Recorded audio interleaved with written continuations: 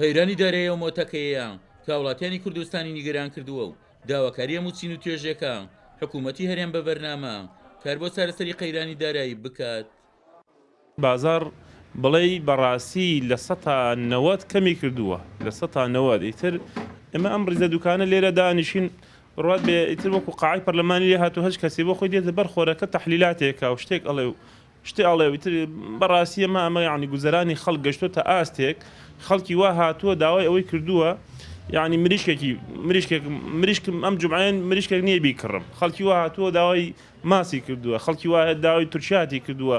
دەسە کاتە گریگیرفانە هیچی پێ نییە. پێم وایە ئەوەی ئەمڕۆ لە هەرێمی کوردستان دروست بووە لەبارەی قەیرانی دارایی و هێندە قەیرانێکی دروست کراوە نیو هێندە قەیرانێکی واقعینی ئەدارە لە هەر کۆمەڵگەیەکدا کاتێکە قەیرانی دارایی دروستە بێگومان کۆمەڵێک فاکتەر کاریگەریان هەیە لە دروستبوونیدا یەکێک لەوانە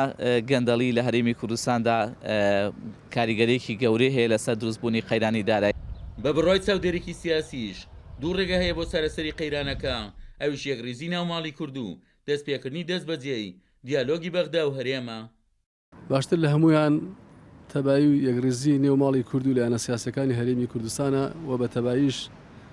بکەونە گفتوگۆ و دانووساندن لەگەڵ حکوومەتی ناوەندیە جگە لە هەموو ئەمانەش بایەخدان بە کردەکانی کشت و کاڵ و گشتیاری و بازرگانی هەناردەکردن و هاوردەکردن و چەندین چارەسەری ترش هەن کە بتوانن ئەم بارودۆخەی کە ئێستا لە کوردستاندا دروست بووە ئەمیلەتی تووشی ئەم قەیرانە کردووە تێوپەڕێنرێ. ئەکرێ هەموو ئەمانەش بە گفتوگۆ و دانووساندن چ لە ناوخۆی لایەنە سیاسەکانی هەرێمی کوردستان و لەگەڵ حکوومەتی ناوەندیان لە بەغا چارەسەر بکرێ. وەک شارزانی بواری ئابووری ئاماژەی بۆ دەکەن لە کۆتاییەر ساڵێکدا حکوومەت پلانی خۆی بۆ باشکردنی ژیان و گوزەرانی هاوڵاتیان ئاشکرا دەکات بەڵام حکوومەتی هەرێم بەڵێنەکانی بۆ خەڵک بریتین لە بێ هیواکردنی هاوڵاتیان بەوەی ساڵی نوێ موچەی خەڵکیان بۆ دابین ناکرێت. عومەر غەریب، کورسات نیوز، چەمچەماڵ.